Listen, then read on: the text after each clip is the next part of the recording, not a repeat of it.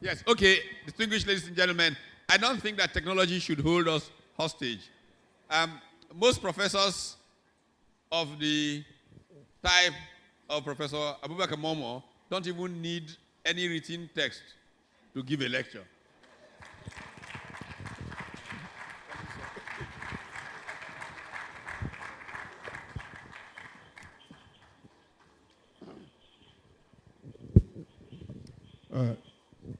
The chair of this occasion and moderator, let me begin first by commending the foundation for finding and deeming it apt to invite small me here to address this very, very, very well represented and comprehensive, elevated and distinguished gathering today.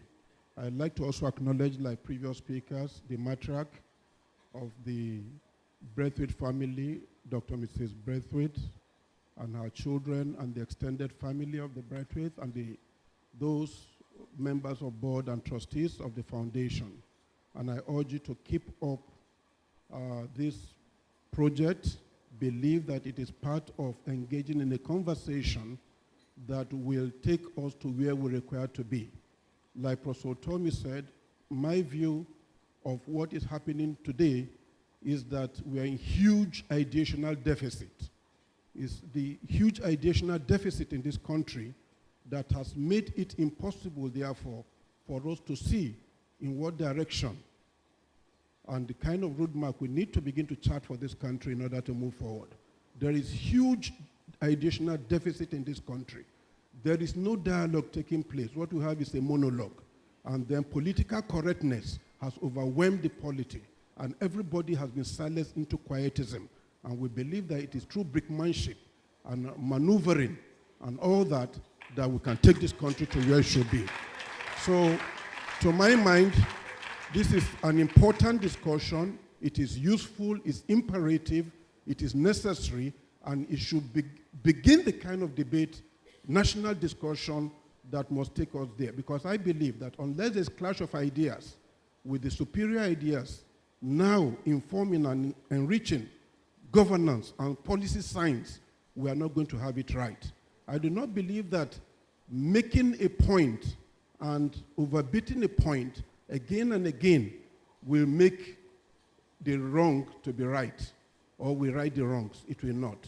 We need statecraft that is rooted to very nuanced policy science that is driven by technocracy with the requisite skill set, with a proper anchor on what the values and ideas and skill sets that should move this country forward that will be put in place. Otherwise, anything short of it will continue to move in circles, just like we've done in the past 35 years, and we've not gotten anywhere. So I'm just saying this as preliminary remarks to just reinforce what Professor Tommy have said, and to also welcome us to the University of Idea, to the College of Ideas, to the Forum of Idea, to the space of idea, the cyberspace of knowledge, and to say, and that because this is my concluding remarks actually, that unless we begin to go back and invest in knowledge and knowledge-driven conversation in education, we are not yet prepared for the battle and the journey of the 21st century. This is my conclusion.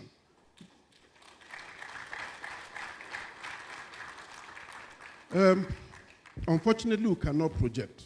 And I feel very sad about it because you can't connect to a few things that I wanted to say. The first is a definitional problem. When you say you're in crisis, before there can be a crisis, there has to be a problem. A problem has to be elevated to a particular level before it can reach a crisis dimension. So which implies, therefore, that before we got here, we have gone through, we've taken some false steps. We've had some false starts, just like René Dumont said about Africa in the War of Independence and in the early 60s. We made so many false stops, had booby traps, and then we invested our energy and time pursuing wrong policies and programs and projects that were either white elephant, wishy-washy, or that we genuinely believed we are going to truly drive us towards development, but in the end, we did not achieve development on the continent. This took place from the early 1960s into the mid-1960s. By the end of the 1970s, many African governments and states were beginning to have a shift in position. And that is why my interest, therefore, was to say, where did all this begin and what was the nature of this journey? And when we say it's a crisis, or even when we conceptualize it as a crisis, what kind of crisis is this? Is it an episodic crisis? Is it a leadership crisis? Is it a conjunctural crisis? Or is it a cyclical crisis? There are various forms of crisis. In political economy, there are various forms of crisis. A crisis could be episodic. It could be periodic. It could be conjunctural. And it could be cyclical. And I argue that what we have today is a cyclical crisis. It's a cyclical crisis that has been coming and going in this country. What has happened is that when it came in 79-80, we didn't recognize it. When it came in 1973, during the Yom Kippur War, we made all kinds of other stupid and banal arguments and rationalized it. But here we are again facing this same crisis. But we have made a very monotonous argument in this country relating to our political economy. Namely, we need to diversify. Monocultural economy, we need to diversify. It has become a slogan. We've been engaged in sloganeering. And like a broken gramophone, the argument we've been making about so-called diversifying an economy and moving away from monocultural economy has actually become the ideological basis for rationalizing the dependence on an oil-based rental economy in this country.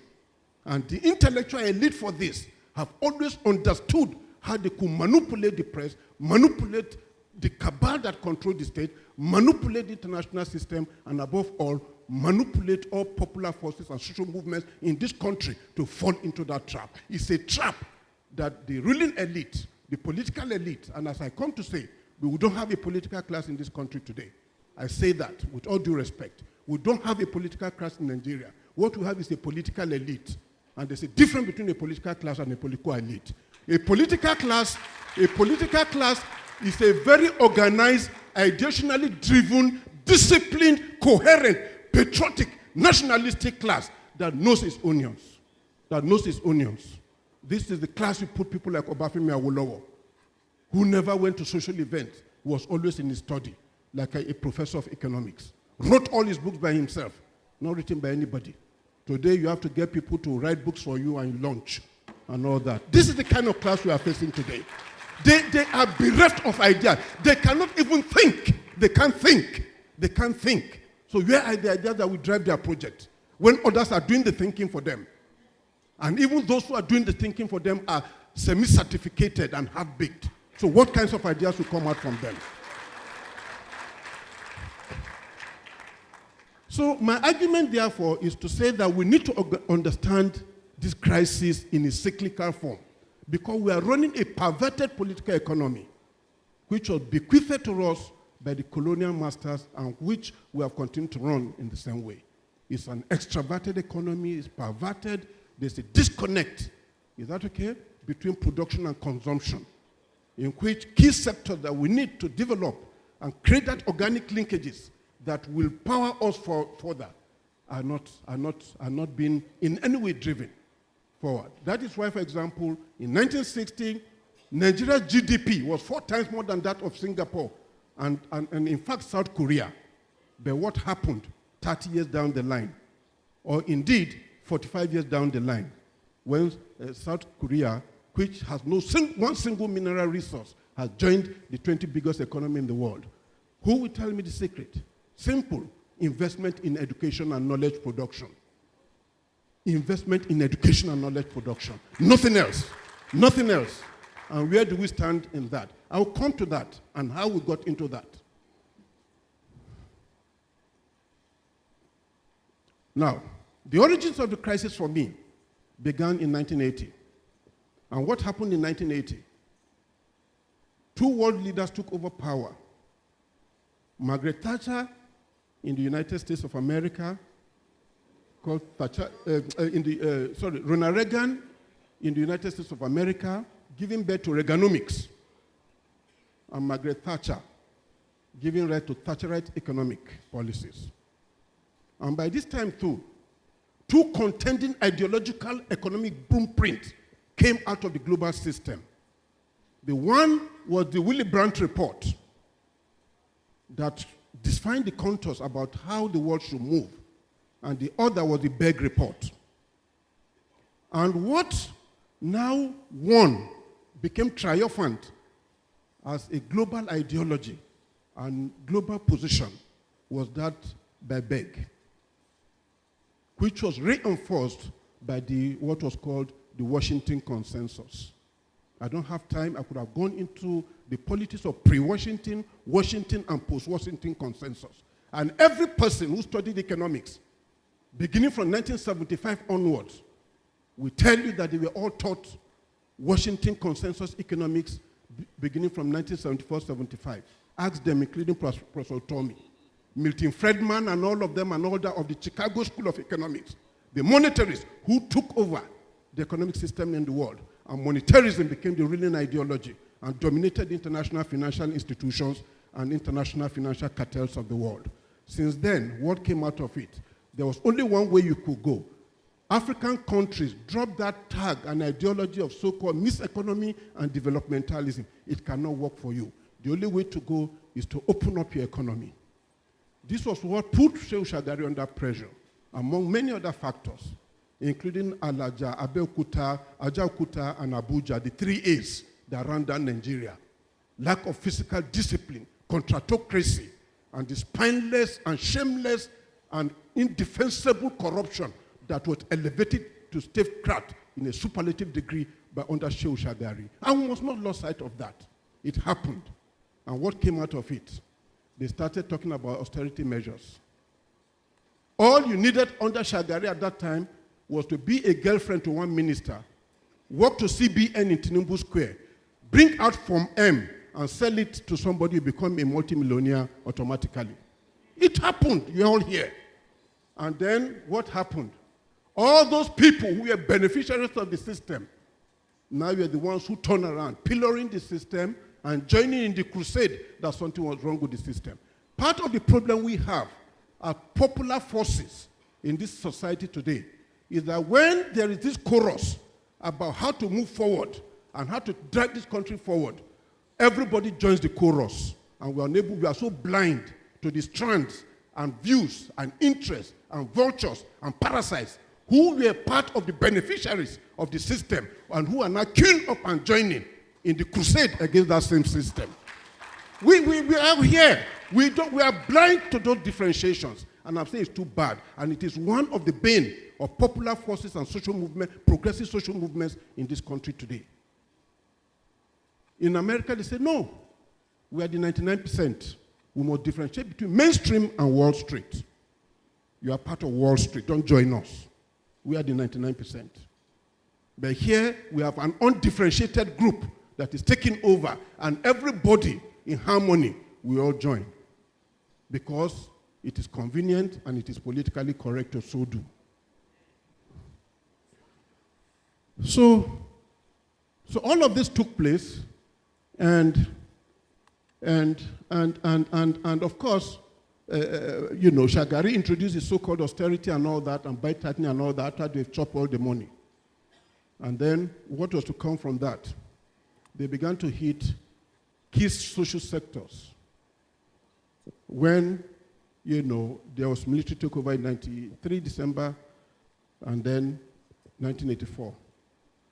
And that was the beginning of the crisis. Next slide. Next slide. Now, there was debate about IMF, whether to take, not to take, whether it is useful for us and all that. Eventually, we ended up with IMF, by other means, in structural adjustment. And this were what they said SAP was going to do for us. But they are all myth. They were all myth. Because at the end of the day, none of this was accomplished. None of this was accomplished under structural adjustment, which commenced from July 1986 and was, unleashed on us, for the next 25, 26 years in this country. Next slide. Next slide. So what did SAP ended up, accomplishing? These are the accomplishments of SAP. These are SAP's accomplishment. And I would like to emphasize financialization, because this was the time and the era anybody could sit conveniently in his or her bedroom or one store and then say, I have formed and I now own a financial house. Come and save. And I will quadruple interest rate for you beyond what the banks were giving. Voodoo economy took over in the form of, massive economic speculation, which was not in tune with the reality of the economy. And I'm arguing, and I want to hypothesize that it is this form of, financialization of the world that we are now indexing our so-called economic growth. Everything that took place subsequently, whether it was under Charles Soludo or Oguma or whoever it is based on this kind of thing, in which we were driven by what Badi Onimode called the money illusion. We became delusional about the whole nature and actual real growth that was taking place in the economy, because there's a divide, a huge gulf between the financial and banking sector and what was taking place in real economy in terms of manufacturing. And let me just illustrate with a point. Beginning from 1987, and go and check Manufacturer Association of Nigeria's record and NASIMA, capacity utilization in industry was below 35%, and it has remained so till tomorrow.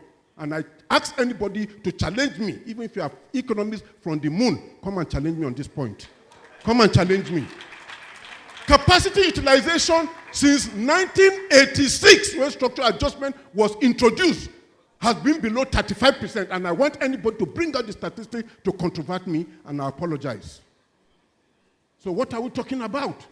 We were misled. We were misled by people who claim to be experts. We all knew them. A budget of hope, budget of goodwill, budget of whatever.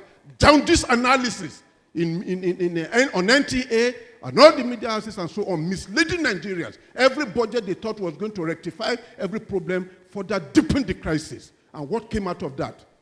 Nothing but what Onimode again once called the dialectics of mass poverty. Next chart. Next chart. So what are the social consequences? This is what you found. Everybody started running out of the country. Everybody started running out of the country. Go to the US today, there is no Ivy League university where you don't find at least 3 Nigerian professors. Go and check. Everybody started running out. Because they destroyed the university because they wanted to sell it to themselves. Indeed, I tell you this story that will shock you. By 1986, the World Bank president addressed a gathering of African universities in Harare, Zimbabwe, vice chancellors of African universities, where he told them pointedly that Africa no longer requires universities. What we need is middle-level manpower or human resource that can be produced by monotechnics and polytechnics. We should forget about university education. He said it in Harare in 1986. And with that same ideology and mentality, African leaders began to consciously destroy the universities. They began to destroy the universities. So when you hear ASU is on strike and all that, no, I want my children to be in school and whatever and so on. I ask you a very simple question. Were these not the same public universities you went? Were these not? How many of you here seated in good conscience, will send your children to these same public universities today? All of you have your children abroad. All of you. Public education has been destroyed in this country, and nobody is saying anything about it. And tell me how you can develop without knowledge production. Public knowledge, for that matter. Massive knowledge. Massification of education. If you can't do it, you don't move anywhere. Today, even those that are educated are functional illiterates. Even those that are so-called certificated, they are functional illiterates.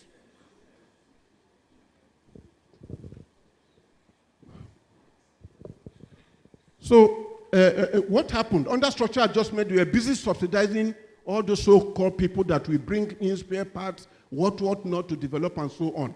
The mass of the people were left there to wallow in poverty.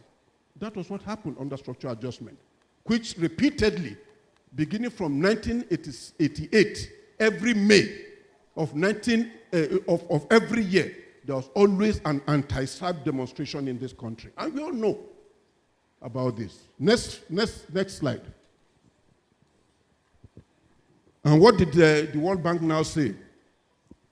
World Bank now came and said, we made a mistake with SAP. SAP was a failure. They now said SAP with a human face. And then they started social safety nets. Then they now started People's Bank, Better Life, DFRI, NAPEP, microcredit, microfinance, and all the balderdash. And then they themselves started talking about highly indebted poor countries that we are going to take out of the net and all that, but they set conditions for this. Countries in conflict, conflicts in transition, and all the nonsense and all that. But what did it come out? Nothing. And then they now put in place what they call poverty reduction strategies, and then began to valorize the so-called entrepreneurship. And I just say a word more about this, about entrepreneurship. And what happened under Professor Okoje, the former NUS Executive Secretary, summoned all vice chancellors of Nigerian universities, like high school boys, to Abuja, and told them, go back to your university and introduce a curriculum, in your curriculum, entrepreneurship, and start teaching entrepreneurship, as if people went to university in order to become entrepreneurs. They now began to romanticize entrepreneurship as a substitute for the weakness and rationalization for the weakness of so-called private sector that does not exist in Nigeria, and then of government failure. You see it? That became it. And this is based on a philosophy, which is to say that government has no business in business. But that is not even the point. The more profound point that they were making was that there is no such thing as a public good. There's no such thing as a public good. That education is not a public good. Education only can serve, that education can only serve individual good. So this concept or ideology of liberal individualism now was what government got itself sucked into. And what was to come out of that? Disaster. I can't even elaborate on that further. So I am saying that romanticizing and fetishizing entrepreneurship does not take us anywhere. Why? Because my argument is this. We must be careful when we are saying entrepreneurship and learning trade will create jobs, will get people or one or two individuals to whatever. We are making too many assumptions that even in elementary economics cannot hold. The one assumption is to believe that everybody has the skill sets to be a good entrepreneur. It's not true. It's not true. If any of you here think you can be like Dangote, go and try it. You go and get judged and be in jail. All your little property will be collected back. It's true. It's not everybody that has the skill set to be an entrepreneur. So the idea to romanticize and make fetishism of entrepreneurship, for me, it is wrong. I know Professor Tommy will disagree with me on this. I am ready to disagree with you on that point. Now, the second point that I want to make relating to this is that how many people have been given the finance and the microfinancing and support to be able to now take their ideas and skills further than what they've learned? Very few. I have a former, student of mine who just came back with her PhD on microfinance, about 400 pages in Nigeria that she studied, and the results are there. It's fallacy. And sir, I can avail it to you if you're interested. 400 pages, fallacy. And she came with comparative experiences and why some of the countries that have succeeded in India, in Malaysia, and so on, and why they succeeded. This is because there was an organic connection between entrepreneurship and state planning, between agriculture, cottage industry, and manufacturing, and so forth and so on. She was able to make this connection. They don't exist in this country, and the condition for this do not exist in this country. So what are we talking about entrepreneurship? Somebody goes to learn this thing, then you put him out there. What next? The person is there on the street with a gun. Moving, next slide. Now, what has come out of all this? For me, it's a shocker. For me, it's a shocker. Because you see, in the 60s and early 70s, when we were talking about planning, development, and all that, everybody was talking about development. Chief Awolowo was talking about development. Okpara was talking about development. Sardauna Sokoto was talking about development. But today, development is no longer on the agenda. Nobody's talking about development any longer. What we are now talking about is poverty management, poverty reduction. That's why we had the PRS piece, Poverty Reduction Strategic Papers of the World Bank and all that. The PRS piece and all those things and so on. So tell me, we are therefore worse than where we were in the 1960s. Recently, the World Bank came out with a document, Africa Rising.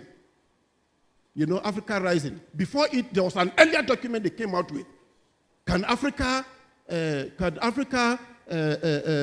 survive the 21st century? The more recent one is Africa Rising. And what was their so-called conclusion in that study? That, you know what, GDP and whatever of African countries is now improving, which then implies, therefore, that Africa is rising. But you know, Professor Tandeka Mukandawiri, the chair of African economics at LSC, just did a short study and showed that if you compare in real terms what GDP is today valued compared to what it was in the 1960s, many African countries were far better off in the 1960s than they are today. Those so-called African economies that are so-called rising. So where does that put us? Basically is that Millennium Development Goals, Sustainable Development Goals, SURE P, you win, I win, a PEP, SMEDAN and all that, is all crap. It's all crap. These things are just, you have poverty, you have infant mortality, you have maternal mortality, you have illiteracy. Is that what countries of the world are discussing today? Eradication of polio, eradication of guinea worm. We are still thinking about how to construct road to Otuoke. Is that what people are discussing in the 21st century? We are not prepared for 21st century. We are not. We are not yet serious in this country. And all we are discussing still in the 21st century is ethnicity. It's ethnicity. That's what we are still discussing, ethnicity. I see it. So what is left? So, and you know what? These have also become conduit for siphoning government resources and funds.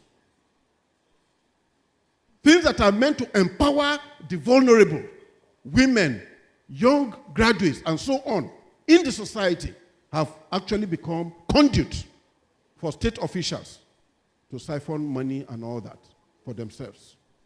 So where does that put us? So who has won? You win, I win. Who has won? Who has won? Kekena Pep, a graduate of university. Either you give the person NAPEP, Kekena Pep. Is that what he went to study in the university? The other day I heard the former head of state say, no, that we created a lot of employment by bringing MTN to Nigeria, selling recharge card. Did they go to university to be graduate, to be selling recharge? Is that employment? Is that employment? Is that how to employ somebody? Do you bring indignity and humiliation to your graduates and call that employment?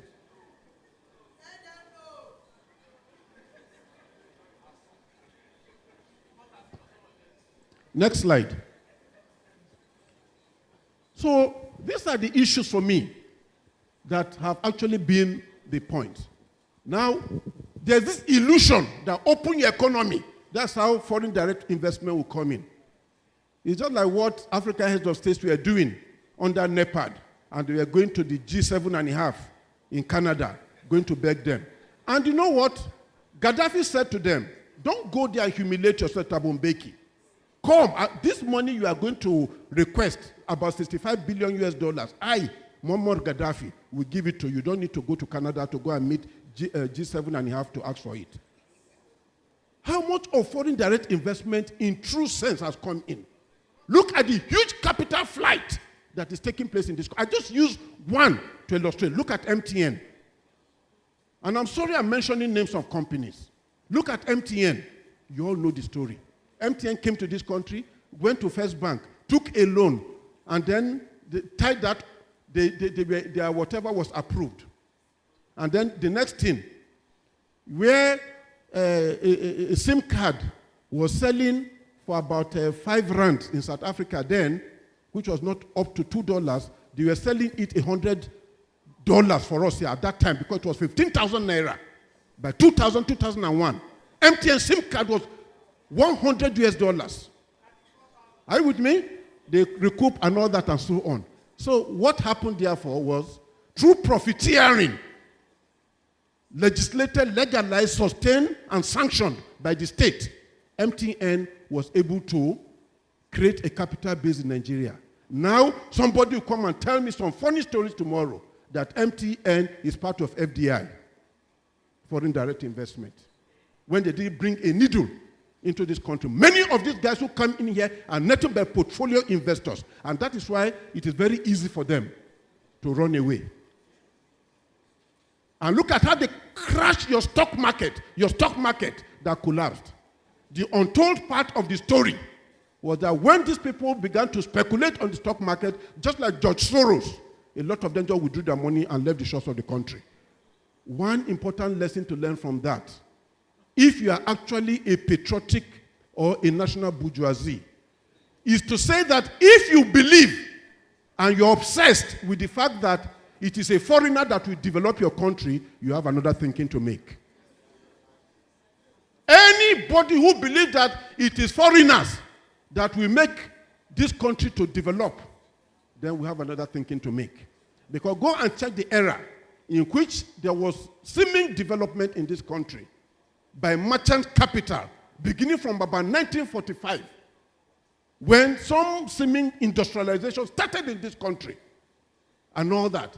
You see the rise of a national bourgeoisie, a patriotic economic group in this country that was transforming merchant capital, cocoa capital, into industrial capital. You have the Oduntolas of this world. You have the Debo, electronics, and all that of this world. Where is this class today? They no longer exist. Why? Because it is easier to speculate by the new regime of financialization, which is based on voodoo economics.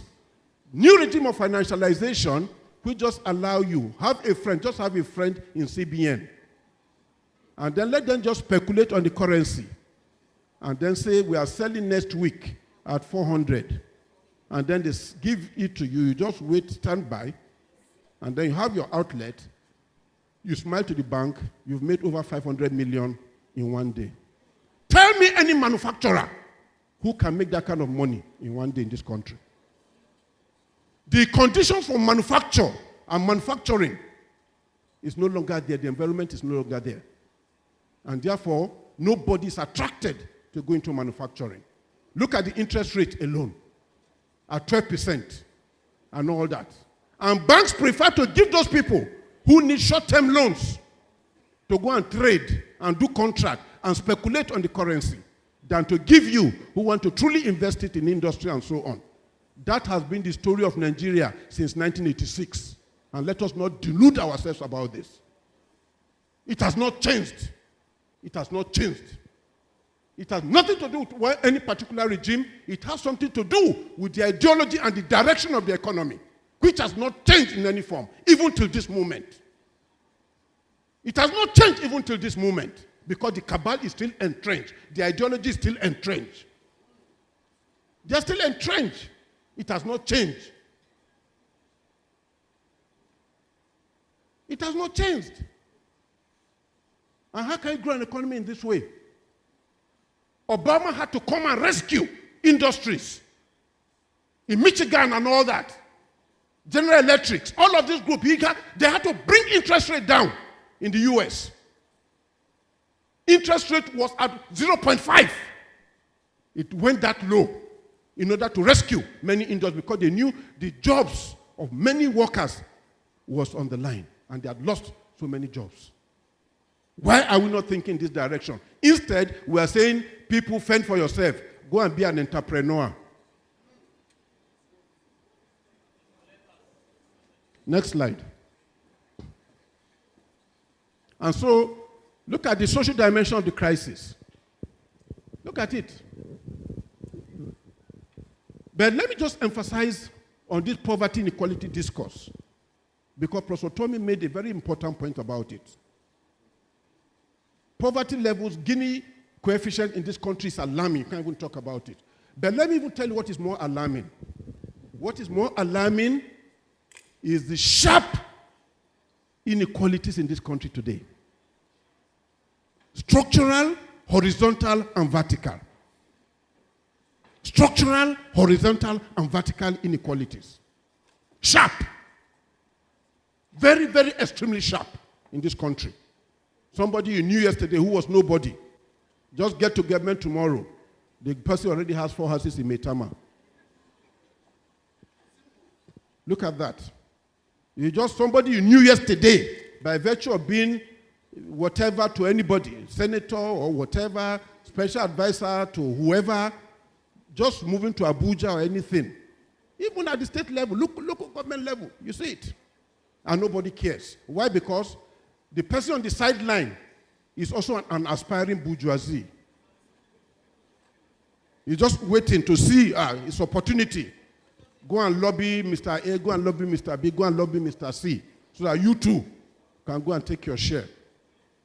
That ideology, that backward, inward-looking ideology driven by liberal individualism cannot make this country to grow and cannot make us to build a nation state in the way we are conceiving of it. Because people are increasingly becoming socially atomized. Me and my family, me and my family, me and my family. And nobody cares about the bigger picture. Nobody cares whether the system ruptures.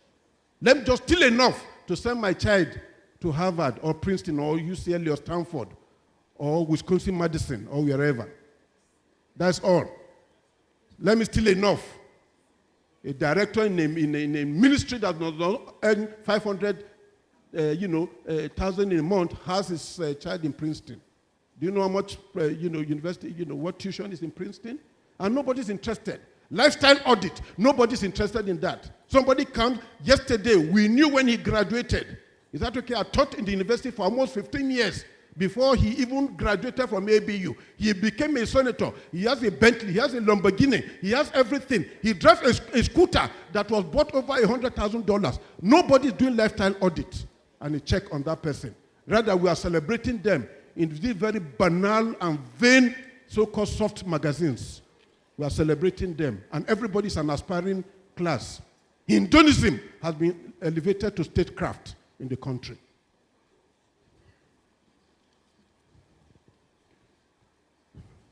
So let's move on. So look at it. And this is the highest, relatively, you can find anywhere in the world. This is the highest you can find anywhere in the world. Not even in Bangladesh, not to talk of Juba. In relative terms, we're talking about out-of-school kids. You cannot find it anywhere in the world, these figures. Is this not alarming enough? But what are we doing? But do you know what? I also shock you. Many state governments are not able to access their funds with universal basic education. Why? Because the earlier tranche of the money they gave them, they chopped them. They've chopped the money. They can't account for it. So now they can't access any further. They can't access the funds. And nobody's asking questions. Next. Next slide, please. Now, this is the APC Manifesto for Change. You have all of it there.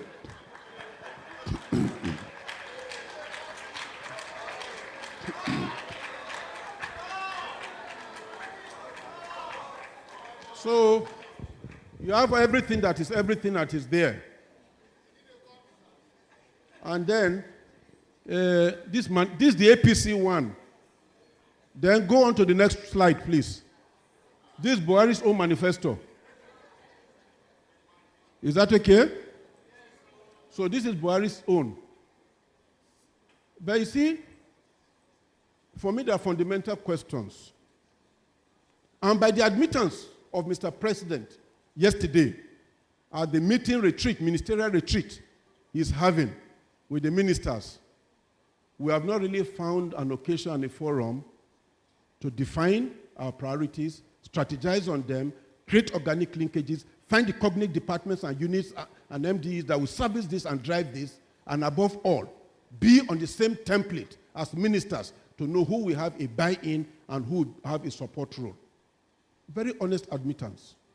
But it took us over a year to come to this admittance. Next slide. Next slide. So I then say, if we want really change has certain content and manifestations and certain issues that underguide it. And it's very, very important that we know so that except change is going to just become a slogan. Because after sloganeering and soapbox rhetorics, you have to go now into the issue of governance. And sit down properly. Settle into the issue of governance in a very measured, realistic way. And my view is that we must begin to look at certain things that change is supposed to do. There can be no change without idea of change. What exactly are ideas that will bring about change? What makes what was done in the past, different from what we intend to do? How do we hope to have continuity in change and change in continuity? Is that okay? Because not everything of the past that was wrong. There are certain things that are right. How do we bring it forward? How do we continue with it, deepen it, and all that, and make it have impact? And how then do we also introduce things that will bring about change? I just try to put here that key to change is the human being. And key to change is knowledge. Knowledge is what drives change. And change has to be human-centered, people-focused, and people-driven. People-centered, people-focused, and people-driven. Anything short of it cannot be changed. Human agency is very important in the change. Change, you cannot bifurcate state and society in the process of change. If you create a gulf between state and society, that cannot be changed. Just like I keep telling people, you cannot have so-called e-governance without e-participation. There has to be an organic linkage. And the governed and the government cannot speak from separate table or different sides of the aisle. Where is that connecting rod? I so far cannot find it. And in saying this, I'm not attacking any individual. I'm engaged in what I call, or in radical thinking, or radical phraseology, is called collective self-criticism. Because what I keep telling my colleagues in the office is that you have to morally censor yourself if the very basic minimum that will make your office to work and to run efficaciously and effectively, you cannot even do it. Yet, you are pointing to people in government and accusing them. Shut up. Or, on the other hand, too, if any little loophole you have to steal money, you will not hesitate. Yet, you are accusing others of corruption. Shut up. That's my personal view. That's my personal view. If you cannot be an exemplar in the little space you occupy and turn it into a pocket of effectiveness and efficiency, you have no moral right to criticize anybody. You have no moral right. That is my view. Don't just shut up. Just shut up. Next. Then I try to conclude by how then can we move forward? My argument is that what we need is a capable and progressive developmental state. I don't want to go into that debate because it's a very debate and all that. But I don't want to go into it. But my argument is that we must go back. Sorry, it can't come out very well. The racketeering and profiteering that has taken over the economy, the speculation that has taken over the system due to increasing financialization must stop forthwith. We need a new technocracy which currently does not exist or that have been debased, banalized, and dismantled. We need that technocracy because it will bring fresh ideas, skill sets, competencies, and values to reflect MDAs, ministries, departments, and agencies of government. No matter how good a minister may be, if you don't have capable hands with the necessary skill sets to help and assist you in the MDAs, you aren't going anywhere. If the mindset is still of the old, it can't go anywhere. And I'm not aware of any change that has taken place in all of our MDAs in this country. So how can you have change when people still have the same mindset? And what effort are we making to change this mindset? It's not by verbalizing it or propagandizing around it, that it will bring about this change that we require. We have to do much more than that. And we need the people, the requisite skill sets to do it. Reflect our MDAs, to make them capable, and so on. This is what was done in Southeast Asia, where Professor Patutomi has studied. This is what they did. An efficient and effective civil service. Their civil service is efficient, and it works well. Why is it that it is only in our place here, in this part of the world, that it does not work well? Why? We've seen also where there is state-led development based on proper planning in many of those countries. State-led development. And it is not a question about one substituting the other. It's a question about both sitting side by side. One form of monopoly cannot be a substitute for another monopoly. Is that okay? Private sector monopoly cannot be a substitute for a state monopoly. Let there be competition. And let everybody go to the market that he or she can afford. That is what competitiveness is all about. But it's not to impose one borrowed ideology and borrowed tyranny and then say that that is the way to go. Because as far as I'm concerned, there's no private sector in Nigeria. Where does it exist? It does not exist. Go and check those so-called people who have been successful in private sector in this country since 1999. All of them have been palace jesters. There have been people who have been hobnobbing with CBN and getting cheap currency and all that, who have been subsidized by the government of this country. Name any single one of them. Name any single one of them. So-called successful. I'm sorry, so I have all of this and all that, how we can go about developing infrastructure. What kinds of infrastructure do we need? Look, whether you like it or not, subsistence agriculture is still a dominant feature of this country. What are we really doing to help the farmer?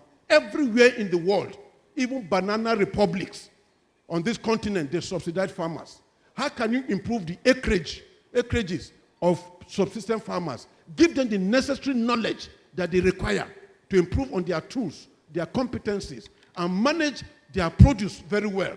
How can you engage in agro-allied industries and agro-processing, connecting industry and agriculture? I do not believe that just a question about agriculture and whatever. No, how can they, if there's no that organic linkage, it cannot work.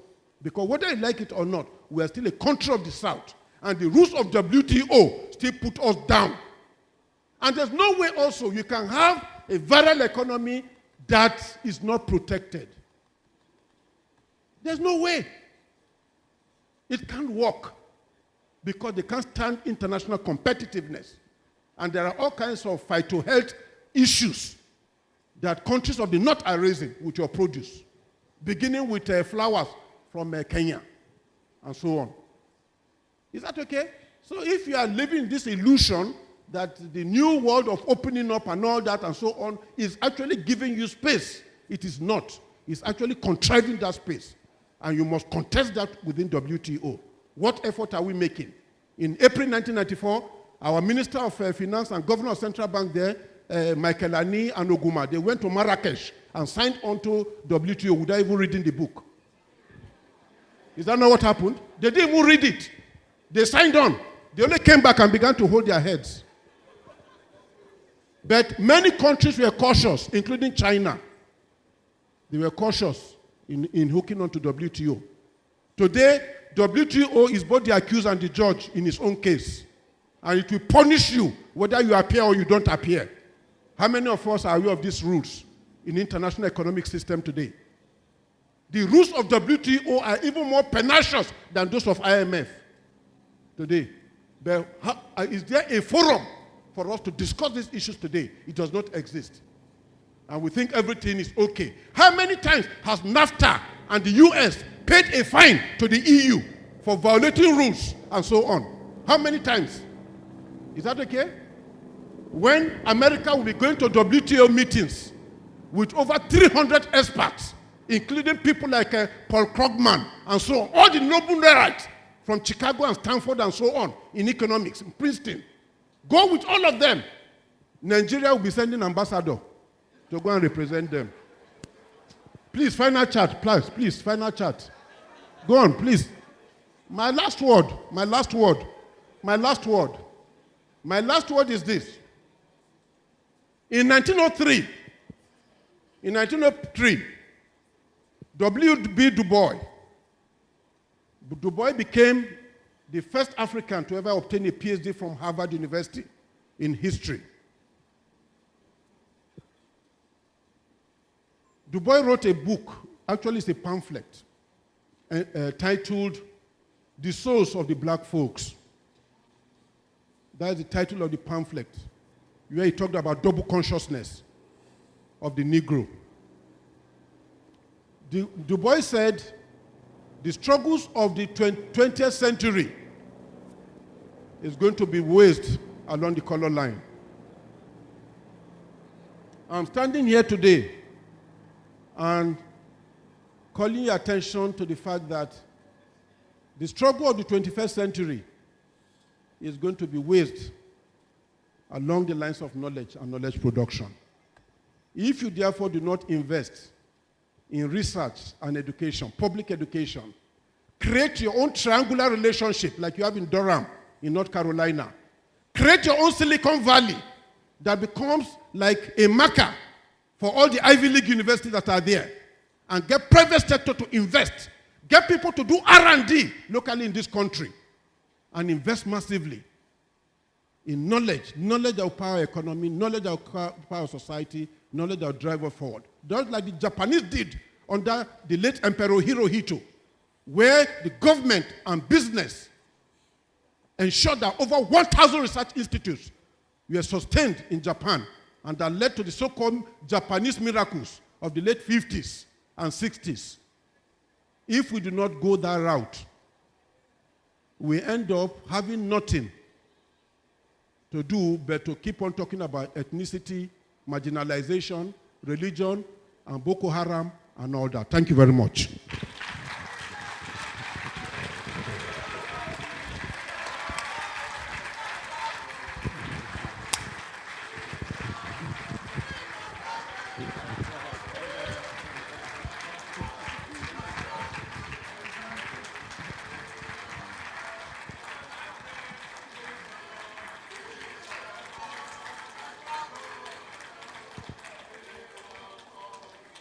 Well,